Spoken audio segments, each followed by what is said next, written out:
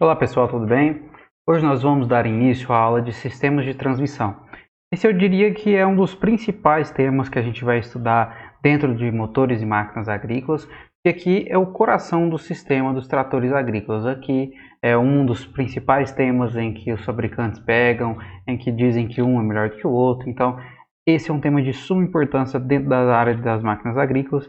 Aqui é o que diferencia um trator, dois tratores, na verdade, de mesma potência, mas de fabricantes diferentes. Esse daqui é um dos grandes diferenciais. Então, como que é o sistema de transmissão? Aqui é o que diferencia um trator de um caminhão também. Então, dentro do sistema de transmissão, a gente tem que entender o que é todo esse sistema de transmissão, né? Ele é um conjunto então, de mecanismos responsáveis em transmitir a potência do motor ao rodado dos tratores ou veículos. Então, eu sei que a potência é gerada aqui no interior do motor e eu preciso que ela seja levada, né, até as rodas, os rodados dos meus tratores para que eu possa utilizar essa potência.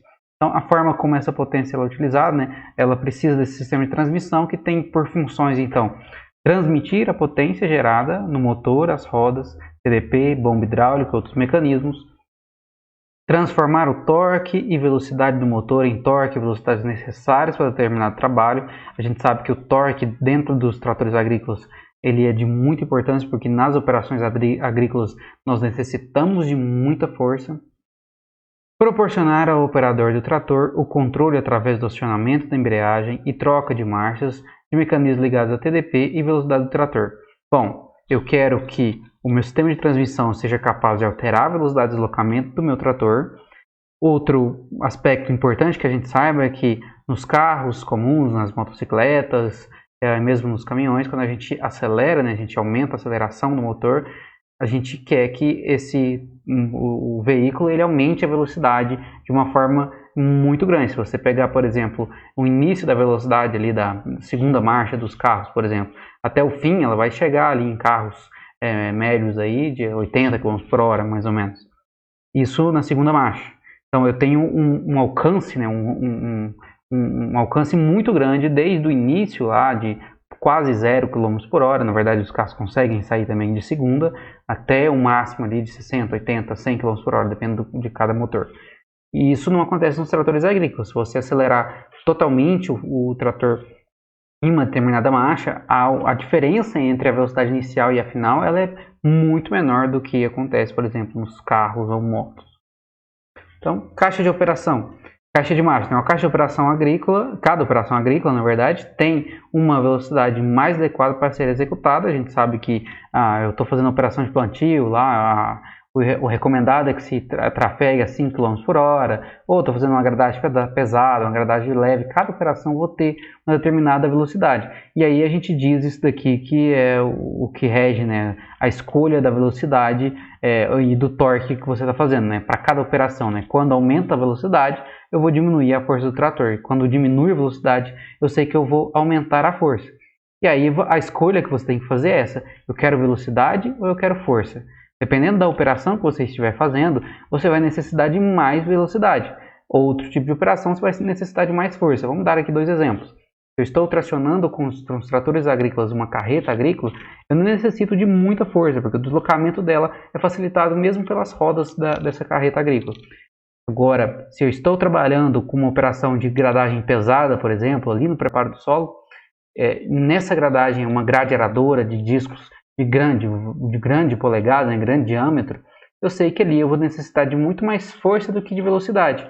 Eu quero que meu trator desloque de forma firme, aquela que mantém uma certa velocidade, que é a velocidade ideal para a operação, e de forma que ele tenha força suficiente, ou seja, torque, para iniciar essa operação e finalizar a operação. Certo? O que mais? As engrenagens se combinam aos pares em diferentes relações e transmitem o movimento.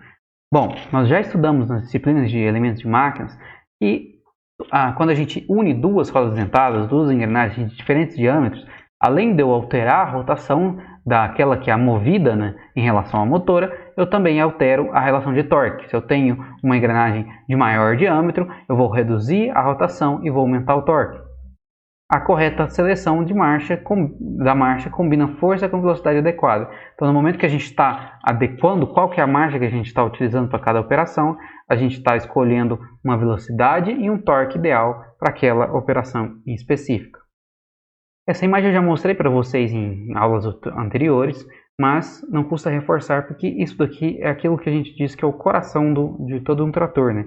Então é desde o motor, desde o que regula lá, o regulador centrífugo que vai regular a quantidade de combustível que vai ser adicionado ao motor, que vai regular então o funcionamento da bomba centrífuga, a bomba injetora, perdão, até o motor, passando pela embreagem, a caixa de câmbio, e aí vem para o diferencial, a redução final, para que então chegue nas rodas, na roda esquerda, na roda direita e até na TDP. Então esse daqui é o coração do motor.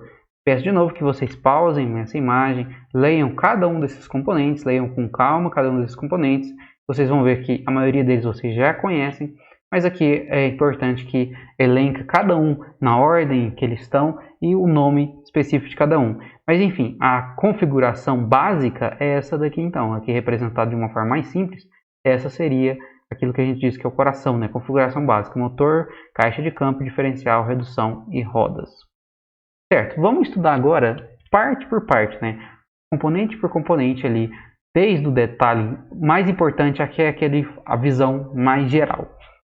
Embreagem, qual que é a função então? Promover ou interromper a transmissão do movimento do motor para a caixa de mudança de marchas, possibilitando arranque do motor. Quando eu aciono a embreagem de um veículo, por exemplo, é quando eu engato primeira, eu quero que esse veículo que estava parado, ele inicie o seu movimento. Então eu quero que faça o arranque do motor, o arranque do trator.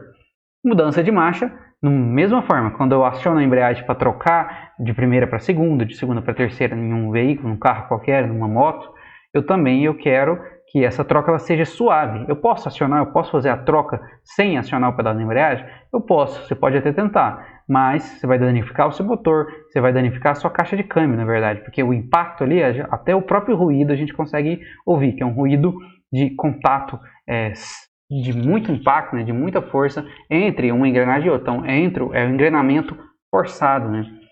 Funcionamento independente do motor. Bom, a embreagem ela não depende do motor, né? A gente tem um pedal de acionamento da embreagem, tanto nos tratores quanto nos veículos ou nas motos. Isso para aqueles que têm embreagem que o operador ali, quem está, o motorista, o piloto, enfim, ele consegue acionar, né? Alguns veículos são automáticos. E segurança também. Em momentos em que eu preciso parar com o veículo repentinamente, se eu não acionar o pedal da embreagem, o veículo vai apagar, né? E a gente sabe que alguns veículos, principalmente os veículos mais novos, na verdade, na maioria deles, né, o sistema de freio ele depende do funcionamento do motor, porque os freios são hidráulicos.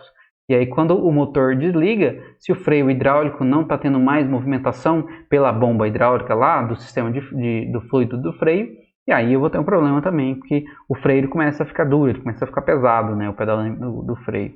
E aí você vai perder o freio também. Tá, como que funciona essa embreagem então? Aqui é um exemplo bem simples que ele consegue representar bem como que funciona esse sistema de embreagem. Bom, imagine que eu estou aqui segurando uma furadora com um disco de poli na ponta. E aí outra pessoa que está junto comigo está segurando aqui um outro disco também, aqui num cabo, um cabo de vassoura, sei lá, algum cabo aí que tem esse disco apoiado. Quando eu aproximo o disco aqui que está acionando, está sendo girado aqui pelo motor elétrico, e ele apoia no outro disco, por atrito os dois vão começar a girar juntos. Se só esse daqui estava girando, quando eu aciono um pelo outro, eu acoplo um no outro, os dois vão girar ali solidariamente. Certo? Esse é o princípio de funcionamento da embreagem nos motores, nos tratores agrícolas, nos veículos também. Então eu tenho aqui o disco, que seria o que vai acoplar, né? Então o segundo ali, aquele que seria o que está na mão aqui do rapaz, é o que vai fazer o acoplamento e desacoplamento, acoplando ao volante do motor que está aqui acoplado ao motor. Então, em suma, em tese, simplificando a história, é mais ou menos essa como que funciona. Certo, a gente tem os componentes, né? Os componentes principais desse sistema de embreagem.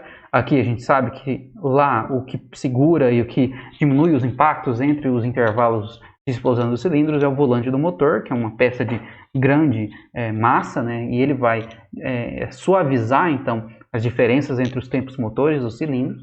A gente já falou disso nas aulas passadas. Aqui, então, tem o movimento do motor. Quem faz, né, o acoplamento entre a caixa de mudança de marchas e o motor é a embreagem. E os componentes dessa embreagem, os principais, o disco, o platô e o rolamento aqui, que são então, os principais componentes dessa embreagem. Então, transmissão de potência, ela ocorre ali na área de contato do disco da embreagem, então ela vai ocorrer entre essa área e a área aqui do disco, né? Então o disco vai encostar tanto no volante quanto no platô aqui. O material do disco e do seu coeficiente de atrito, a gente sabe que isso daqui tem que ter um coeficiente de atrito muito alto, né? Ele tem que ter, se ele tiver um coeficiente de atrito baixo, eu vou ter deslizamento, eu vou ter muita perda de potência. A pressão exercida sobre o disco também vai interferir, né? No momento que eu faço o acoplamento, né? Se a pressão for baixa, eu vou ter deslizamento em falso, né? Então também vou ter perda de potência. Vai depender então do número de discos para fazer a sua classificação, a quantidade de discos que compõe, o arrefecimento, como que acontece o arrefecimento, a gente vai ver que existem diferenças também, e o material de revestimento do tipo de material que reveste o componente, então, que seria o disco. Então, primeiramente, o torque ele vai ser transmitido então, para o núcleo do disco, seria esse em vermelho, para que depois ele vá para o cubo, que é o cinza, e aí ele vai para as molas, que essas molas vão ajudar a suavizar o impacto, lembrando que isso daqui tem um motor aqui girando a 1.500, 1.200, 1.900, 2.000 RPM, no caso, por exemplo, dos tratores, né? Carros giram em velocidades muito maiores, e aí está girando, quando eu faço esse acoplamento forçado, com muita força, essas molas elas ajudam a suavizar esse impacto que vai ser transmitido ali para a caixa de vibração. Então ela amortece essa sobrecarga e as vibrações. Alguns desses vídeos podem estar em inglês, mas você consegue adicionar a legenda do YouTube lá em português e ele consegue traduzir simultaneamente. As embreagens podem ser classificadas quanto ao número de discos e quanto ao arrefecimento, sistema de arrefecimento, a gente já viu isso. Então, embreagem monodisco, embreagem dupla e embreagem bidisco. Então, a gente tem mais de um disco no sistema de embreagem. E aí, além disso, a gente também tem o sistema de arrefecimento, aquelas que são a embreagem úmida, que é aquela arrefecida a banho de óleo, ou a embreagem seca, que é a de convecção térmica normal, que é pela retirada de ar, pelo movimento de ar nas suas redondezas, né? Além disso, existe também o material de revestimento do disco, e a gente sabe que tem os três principais, são orgânico, cerametálico e sinterizado. Cada um desses vai ter suas características principais. Aqui na nossa disciplina não cabe a gente adentrar muito nesses detalhes, mas fiquem à vontade para pesquisar em outros materiais. Então tá, aqui a gente tem os exemplos então de embreagem, né, de um disco, quando ele está embreado e quando ele está debreado. Bom, olha aqui o contato que tem. Aqui eu tenho contato, né? Então ele está embreado. Aqui eu não tenho contato. Por quê? Quando eu acionei o pedal de embreagem, eu empurrei lá aquela mola estilo diafragma. No momento que eu faço esse movimento com o pedal, então eu debreio, né? Eu desembreio aqui, eu tiro o contato entre o disco e o volante nesse caso. E quando eu tenho uma embreagem de dois discos, isso aqui ocorre muito nos tratores, porque alguns modelos eu tenho o acionamento e desacionamento da TDP, lembra lá? Atrás, que fica na parte traseira do trator, eu tenho esse acionamento e desacionamento através do pedal de embreagem, o mesmo que faça a troca das marchas, né? Então eu tenho um disco de embreagem da árvore primária, que é aquele que vai passar para o câmbio, e eu tenho um disco de embreagem da árvore da TDP. Então esses dois aqui, eu tenho dois discos e o acionamento é meia embreagem, que a gente diz. Então, ó, nesse caso aqui, os dois estão embreados, ó, embreado e embreado, contato dos dois lados, contato dos dois lados. Vamos passar para a próxima situação. O disco da embreagem da árvore primária está debreado. Olha aqui, o que mudou agora? Eu perdi o contato aqui do volante do motor, daquela árvore, que é essa interna aqui, ó. Então, lembrando, está uma sobre a outra dessa árvore interna, que é que vai passar para o câmbio. Bom, mas o disco de embreagem aqui da TDP, ele ainda está embreado, então ainda tem movimento. E agora, quando eu eu aperto totalmente, então, a embreagem. Agora eu debreio os dois, ó. Nem o disco de embreagem da árvore primária, aquele que vai para o câmbio, tem contato, nem o da TDP também não tem contato. Então, nesse caso aqui, eu debreiei totalmente, nem a TDP, nem o veículo está tendo movimento. O trator, no caso aqui, está tendo movimento. Então, esse daqui é um dos exemplos de como que pode ser o sistema de acionamento e desacionamento da TDP. Tá. E o próximo componente que a gente tem, então, principal, é o câmbio, né? Então, a função alterar a velocidade, força e velocidade, essa é a função do câmbio. Funções secundárias, possibilitar o ponto neutro. Bom, eu quero que eu pare com o motor ligado, sem ter que ficar pisando na embreagem. e aí eu coloco o neutro, eu também quero, às vezes, dar ré, né? Eu quero fazer manobras, né? Então, quero inverter o sentido de rotação lá do meu trator. Então, eu quero dar ré, eu quero ir para frente e para trás. Então, esse as funções secundárias do câmbio. Bom, e como é que funciona geralmente nos tratores agrícolas? Geralmente, nos tratores agrícolas, a gente tem mais de uma alavanca de câmbio. Olha, nesse caso desse trator, eu tenho duas alavancas. Nessas duas alavancas, eu tenho 1, 2, 3, 4 marchas e uma a ré. 4 marchas à frente e uma marcha ré.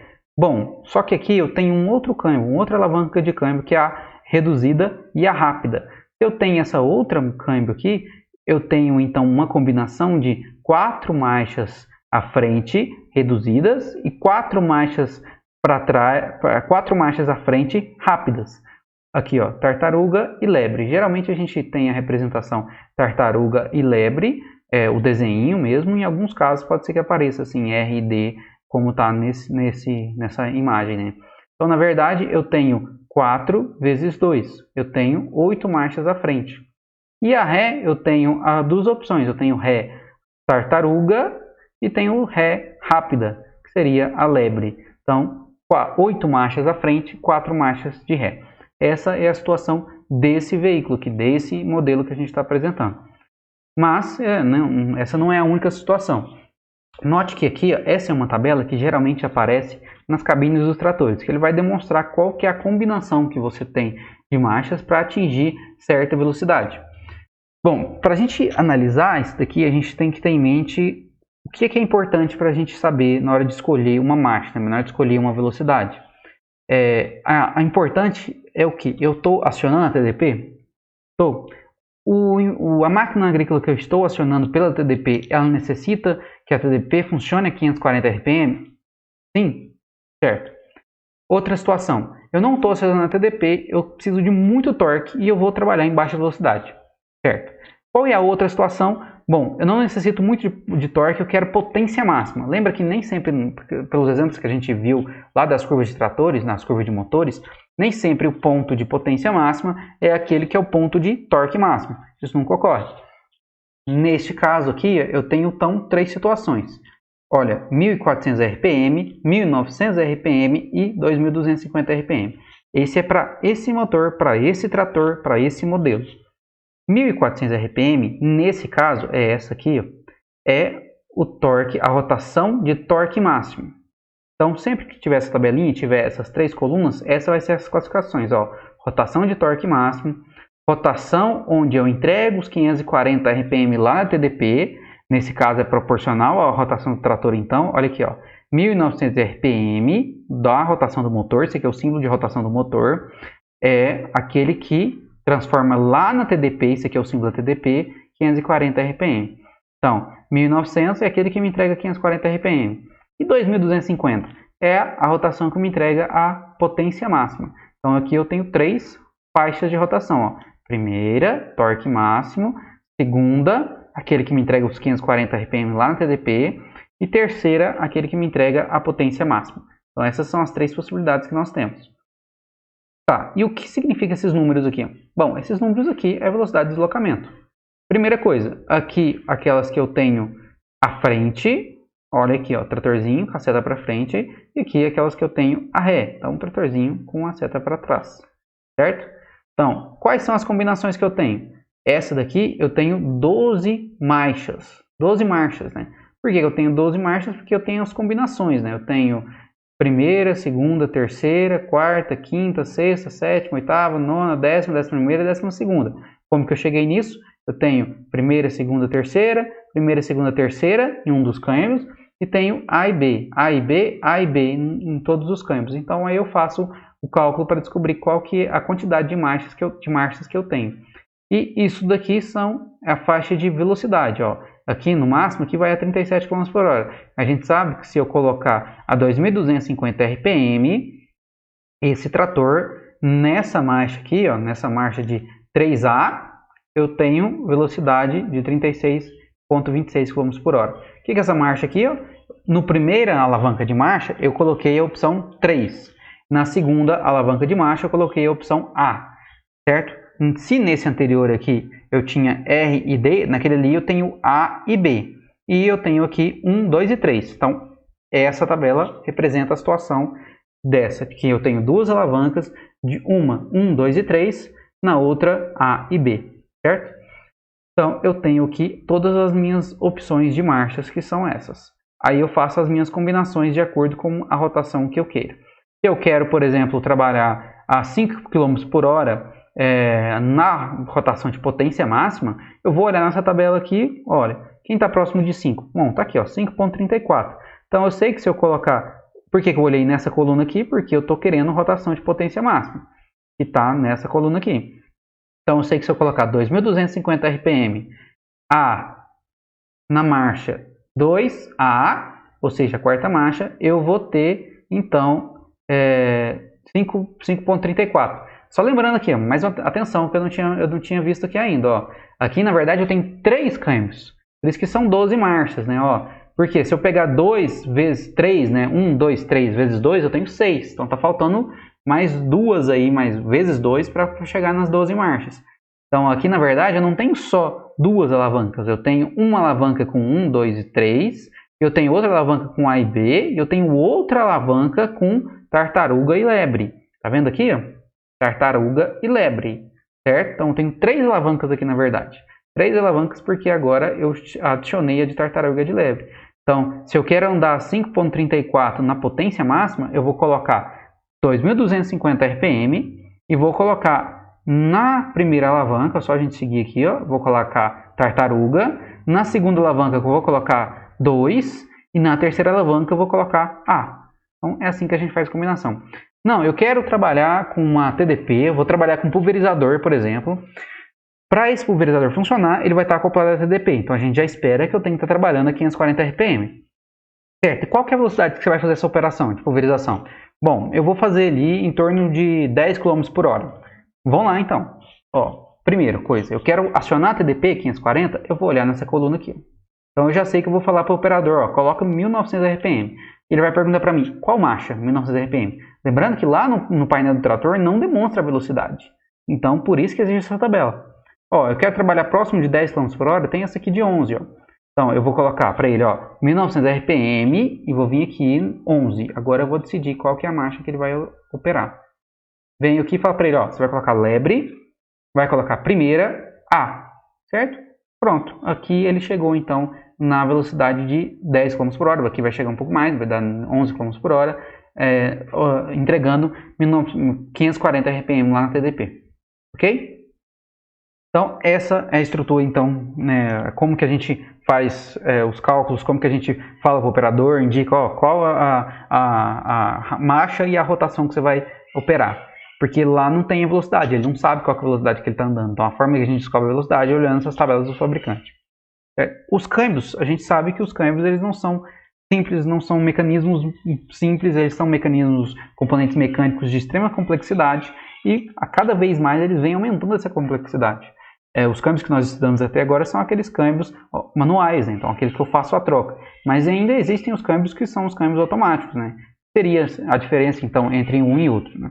Bom, assim é como funciona o acoplamento. Olha, se a gente olhar aqui, ó, o vermelho é onde segue o movimento. Neutro, olha aqui, ó, segunda, está passando aqui, está transmitindo para cá. Neutro de novo, neutro. Terceira, ó, agora está vindo aqui e está vindo para cá. Neutro de novo, não tem passagem de movimento. Quarta, está vindo direto, na verdade, agora. Neutro de novo e Ré, agora eu coloco uma engrenagem auxiliar para poder inverter o sentido de rotação. Então, se a gente vê aqui como que está cada um deles, né? Eu estou aqui na frente da Ré, mas aquela que tem uma engrenagem a mais, né? Aquela que vai auxiliar para fazer a inversão do sentido de rotação. Então, ó, neutro, a potência, a rotação que está chegando aqui do motor não é transmitida para trás. Primeira, ela está vindo aqui, vem aqui, vem aqui, vem aqui e sai. Segunda, agora eu troquei, eu não estou usando mais essa engrenagem como movida, agora eu estou usando essa do lado, ó. Eu venho aqui, vem aqui, vem aqui, vem para cá. Então, alterei a relação de transmissão. Terceira, vem para cá, alterei, ó. Olha, notem só, se eu diminuo o diâmetro da engrenagem movida, é esperado que eu diminua o torque. Por isso que a gente utiliza a primeira marcha, aquela que tem uma motora bem pequena, uma movida bem grande, a diferença do diâmetro deles são bem extremas, justamente para que eu tenha torque para conseguir iniciar o movimento. Mas depois que eu já quebrei a inércia, depois que eu já estou em movimento, eu posso utilizar uma relação de transmissão mais próxima, por exemplo, na quarta marcha, nessa situação aqui, em que ele passa direto, ó, ele já vem para cá, ele nem usa o eixo auxiliar aqui, então ele passa aqui direto, que é o que eu tenho maior velocidade, que eu não estou necessitando muito de torque, eu estou necessitando mais de velocidade quando eu chego na quarta marcha. Isso aqui é no caso de um câmbio de veículo, né? Hoje em dia, muitos dos tratores mais modernos, eles utilizam câmbios automáticos, então ele não utiliza mais o câmbio manual, assim, com mudança que o operador faz, né? Ele pode até fazer, mas é um câmbio, a mudança que ele faz lá é uma mudança só de toques de algum shift, alguma alteração ali de um botão eletrônico, alguma coisa assim mais simples. Vamos ver como é que funciona, então, a diferença entre a mudança de marchas entre o câmbio automático para o câmbio manual. Então, toda vez que você precisar trocar a marcha, você deve desengatar a embreagem. Isso também significa descontinuidade de energia e uma queda de velocidade associada durante a mudança de marcha. É por isso que uma transmissão manual nunca é uma experiência suave. Agora vamos ver como uma transmissão automática é diferente da transmissão manual. A transmissão automática foi desenvolvida para superar o problema de descontinuação de potência na transmissão manual e usa um arranjo de conjunto de engrenagens planetárias em vez de um par de engrenagens simples. Você pode ver que um conjunto de engrenagens planetárias tem duas entradas e uma saída. O princípio básico da transmissão automática é simples. Basta variar essas duas velocidades de entrada e você terá diferentes velocidades de saída.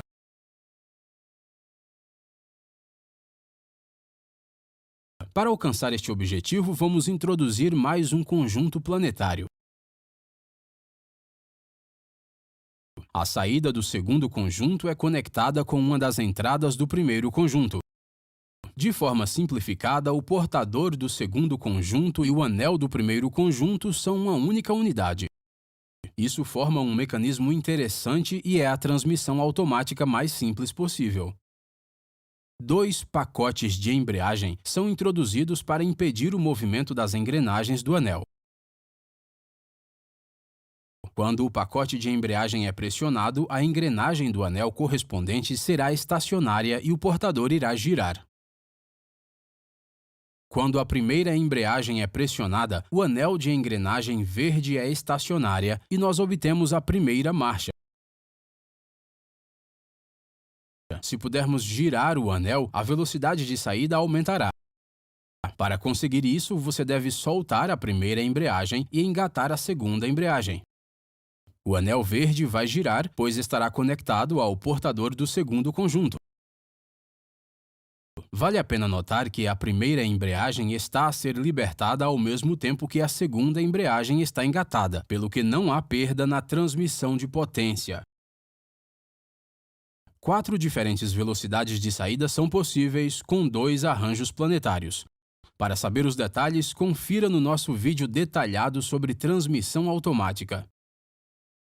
Usando 3 conjuntos de engrenagens planetárias em série, podemos alcançar 6 velocidades diferentes e uma ré. A beleza da transmissão automática é que, ao utilizar os 2 pacotes de embreagem adequados, podemos alcançar diferentes velocidades de saída. Agora vamos comparar essas duas tecnologias diretamente. Como discutido, na transmissão automática, não há descontinuidade do fluxo de energia, assim você terá uma experiência de condução suave. A operação controlada por computador da transmissão automática torna a condução ainda mais simples. É claro que a tecnologia de transmissão manual é muito mais simples que a automática. Tem menos componentes e é mais fácil de reparar. Por outro lado, a transmissão automática é um arranjo compactado. Quando se trata de operações pesadas, as transmissões manuais oferecem maior durabilidade. Devido a isso, quase 80% dos caminhões pesados usam transmissões manuais. A forma como a transmissão automática e manual lida com a condição de travagem é bastante diferente e interessante. Na transmissão manual, antes de pressionar o pedal do freio, o pedal da embreagem deve ser pressionado completamente. Desta forma, a rotação do motor e a rotação da roda são completamente separadas e o cessar repentino da roda não será transmitido ao motor. No entanto, não há pedal de embreagem em um carro de transmissão automática. Assim, para separar a rotação do motor de transmissão, é utilizado um conversor de torque. Este é um acoplamento fluido que permite o escorregamento, portanto, um conversor de torque ajuda a transmissão automática a lidar com o cenário de frenagem sem a necessidade de um pedal de embreagem. No entanto, um conversor de torque é um bom gerador de calor, que por sua vez reduz a eficiência do veículo. Como resultado, os veículos com transmissão automática tendem a se tornar menos eficientes no consumo de combustível que os veículos manuais. No entanto, os modernos conversores de torque superaram esse problema. Muito bem, esperamos que da próxima vez que você planeje comprar um veículo de 4 rodas, você possa escolher a tecnologia de transmissão adequada de acordo com suas necessidades. Não perca nosso vídeo sobre transmissão DSG, que tem os melhores recursos de transmissão automática e manual combinados. Vimos então que os sistemas de transmissão automática necessitam de uma outra parte, um outro constituinte, que é aquele que a gente chama de conversor de torque. Tá. Uma forma simples de vocês entenderem como funciona o conversor de torque é justamente analisar essa situação, em que eu tenha dois ventiladores, um que está ligado na tomada, no caso esse daqui, e um que está desligado, não está sendo acionado pela tomada. Se eu coloco um em frente ao outro e faço com que esse daqui receba a energia lá da eletricidade, ele vai movimentar então, automaticamente o fluido que está entre um e outro, que nesse caso é o ar, vai fazer com que a hélice daquele que está aqui em frente comece a rotacionar. Então, ele não tem contato mecânico, físico entre um e outro, mas o fluido que está aqui no meio permite que faça esse movimento, né? Vai transmitir esse movimento. Essa é a mesma forma, é o princípio de funcionamento de um conversor de torque, que é essa peça aqui. A diferença é que o fluido que a gente usa aqui não é o fluido de transmissão, não é o ar, é um fluido de se esperar que ele tenha uma rotação maior do que aquele que está transmitindo a potência, que no caso é esse laranjado. Então, a esse azul a gente chama de bomba, a esse laranja a gente chama de turbina. Então, o que faz a transmissão, lembra, é um fluido, é o óleo lubrificante. Eu tenho perdas, é normal que eu tenha essas perdas. Se eu tenho essas perdas, bom, aqui então a gente viu como é que são os principais componentes ali dos câmbios, né? Só que vamos ver isso aqui dentro de um trator realmente, de uma fabricante de tratores, qual é o interior, né? Como que é o câmbio desse sistema.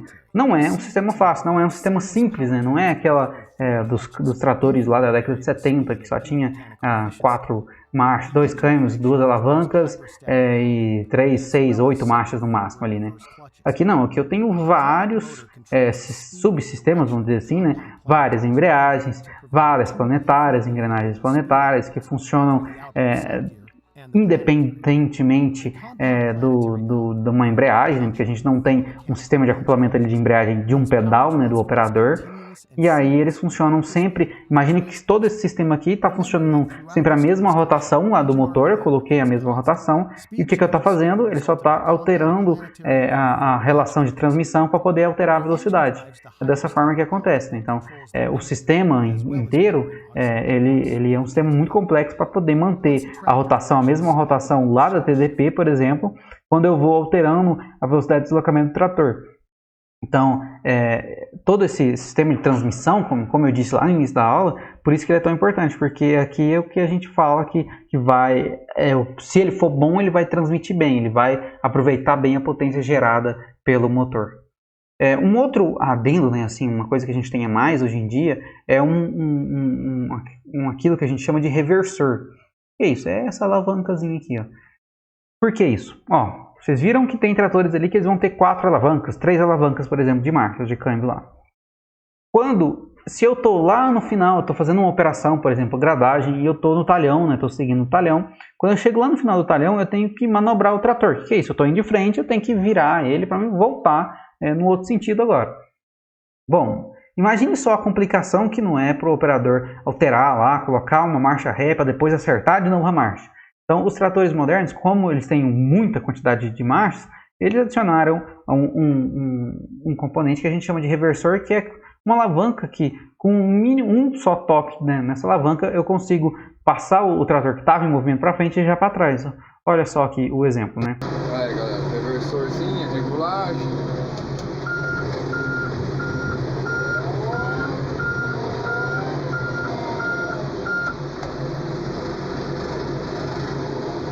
Muito chique, muito. Viu? Basta um toque na alavanca do reversor e aí eu já consigo fazer a reversão desse movimento. Olha como funciona uma que seria a propaganda de uma revenda, né, de uma marca de máquinas para esse sistema. Eletrohidráulico. Menos esforço do operador nas mudanças de marchas ou grupos, menor custo de manutenção e maior tempo de vida útil.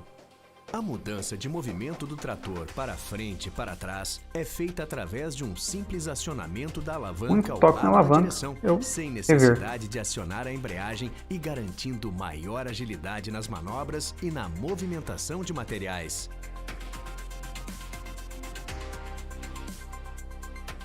A embreagem eletrohidráulica aciona a transmissão 12x12 Power Reverser, que conta com um maior número de marchas na faixa de trabalho, garantindo mais eficiência e qualidade nas mais diversas operações, aliando simplicidade e tecnologia.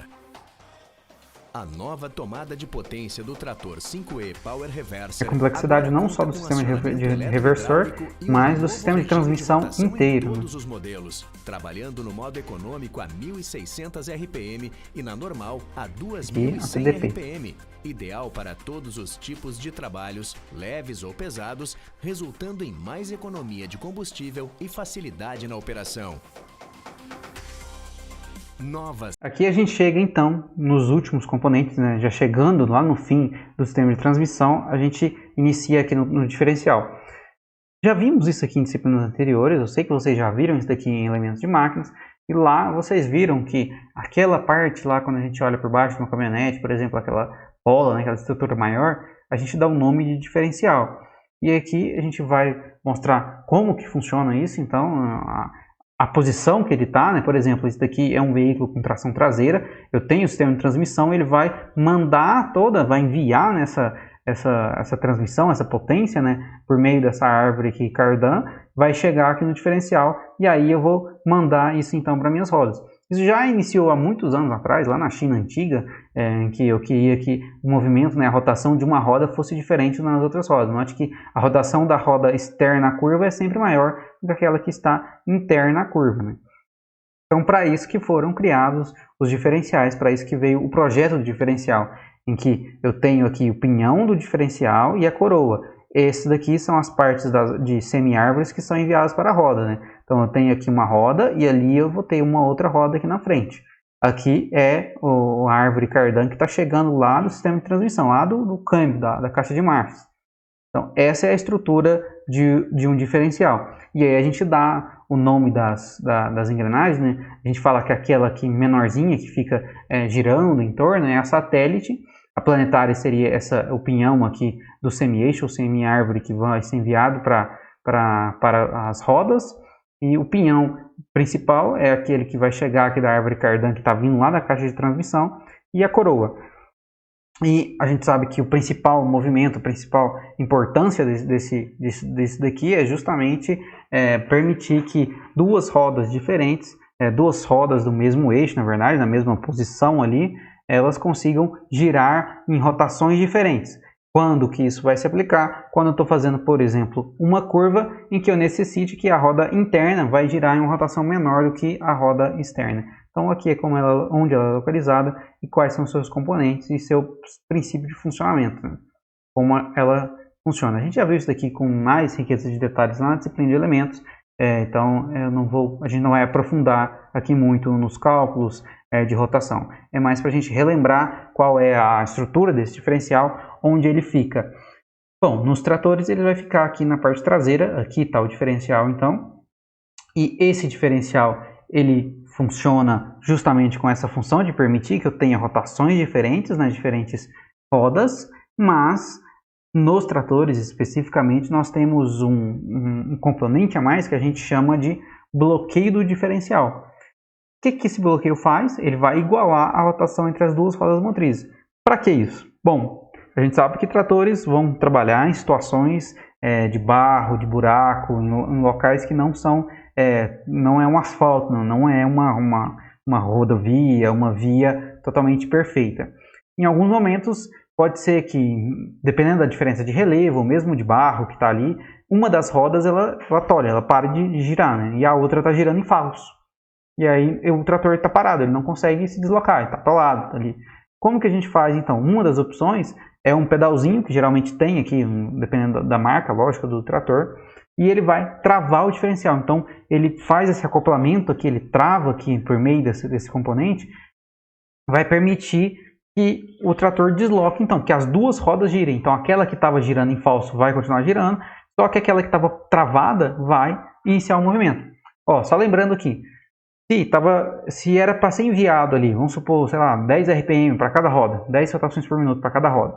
Quando uma delas trava, a outra vai girar no dobro. Então sempre é proporcional. Se uma está parada, se cada uma era para estar girando a 10 RPM naquela combinação de marcha e rotação, se uma travou, eu vou ter que a outra vai girar a 20 RPM, o dobro do que ela estaria girando se as duas estivessem girando. Então, nessa situação a gente utiliza para que a gente consiga romper um desafio em algum momento. Cuidado durante a utilização. Nunca utilize isso daqui fazendo curva. Por quê? Se eu for fazer curva, eu sei que, por exemplo, se eu estou girando para a direita ou para a esquerda, independe, a roda interna, a curva, no caso de uma curva à esquerda, eu tenho que a roda interna, a curva, ela vai ser sempre aquela que vai girar com menor velocidade. Então, a roda interna gira menos do que a roda externa. E isso tem que ser feito. Senão, se eu tiver bloqueado o diferencial no momento dessa curva, o que vai acontecer? Eu posso quebrar ali, que a gente fala quebra o eixo, quebra a ponta de eixo. Eu vou forçar lá a redução final, que é o próximo elemento. Então, seguindo no caminho nosso, então, vimos o que, desde o início lá da embreagem, caixa de mudança de marchas, passando pelo conversor de torque, né, no caso do sistema de transmissão automática, para que a gente chegasse ao diferencial e por fim a gente vai entrar naquilo que é a redução final e estamos chegando ao fim do sistema de transmissão. Né?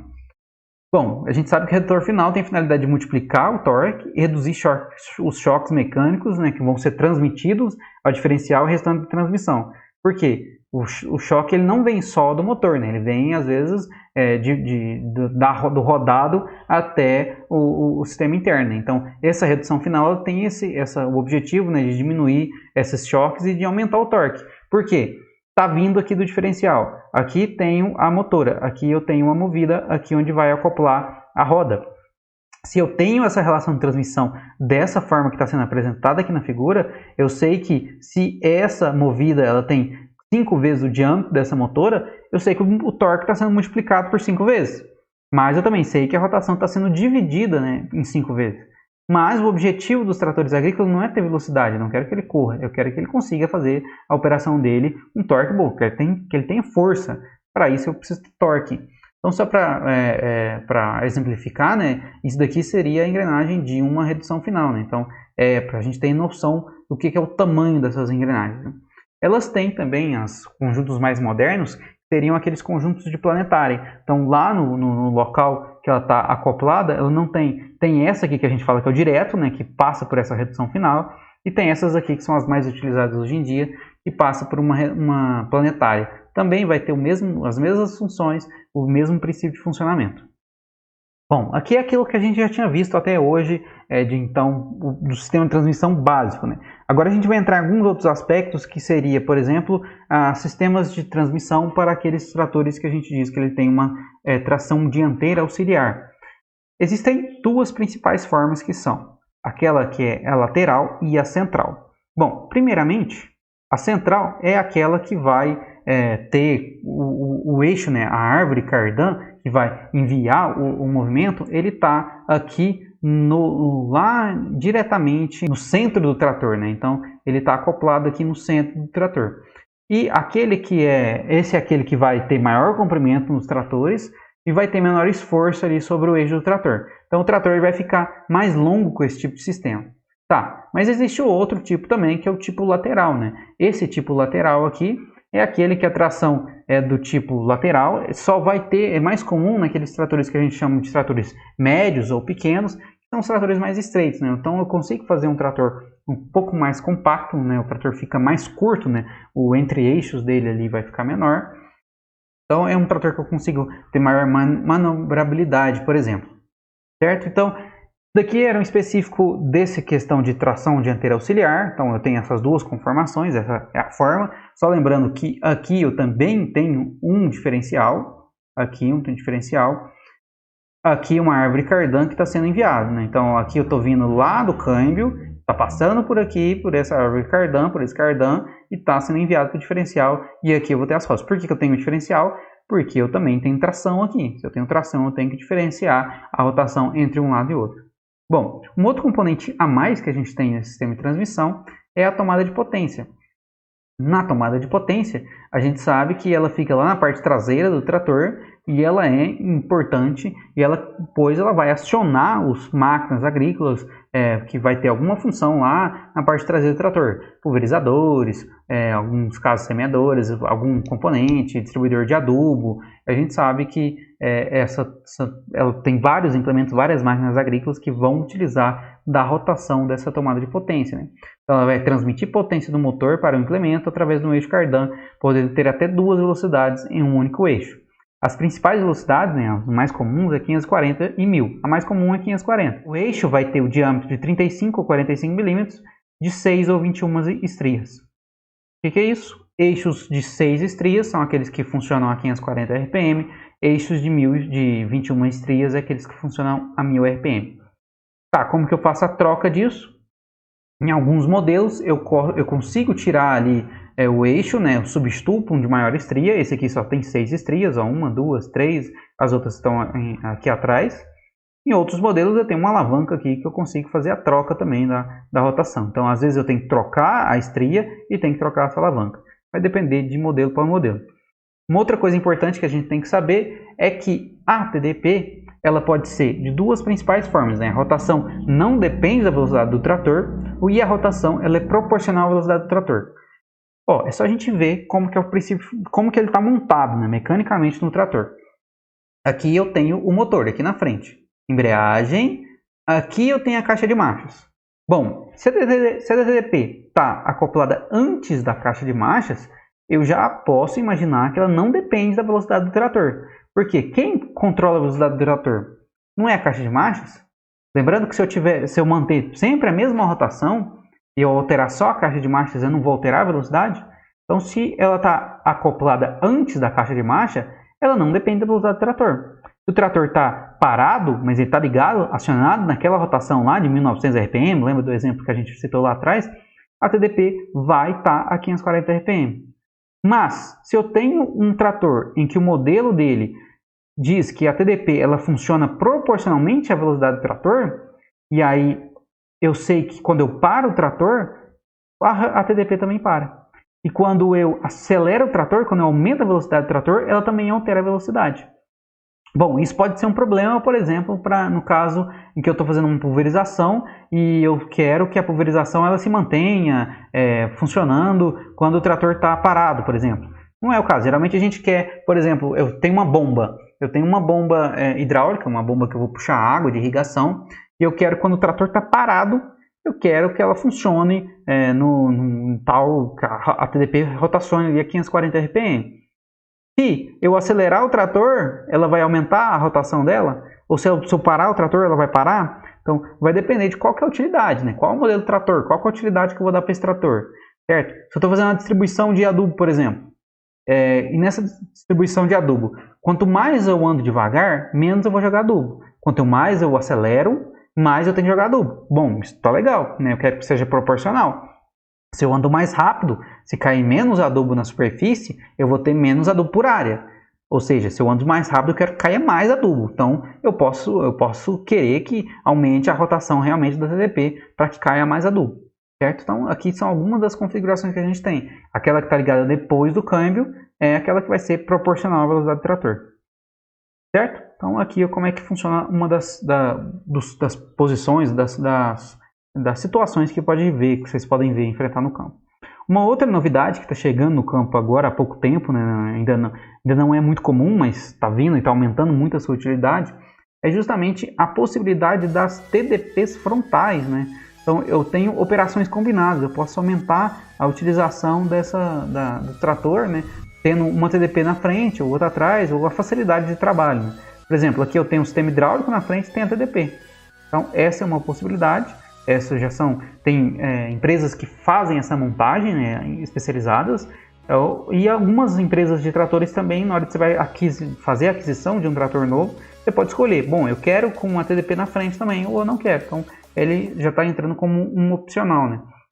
E isso facilita, por exemplo, nessa operação aqui, eu aumento então a minha capacidade operacional, eu consigo fazer mais área por tempo. Olha, eu tenho uma TDP aqui na frente, aqui eu tenho, por exemplo, está roçando.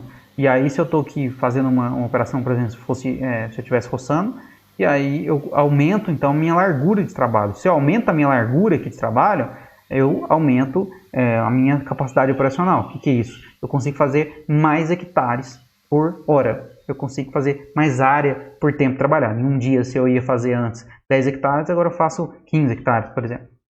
Certo? Esse foi o tema da nossa aula de hoje, e a gente se encontra nas próximas aulas.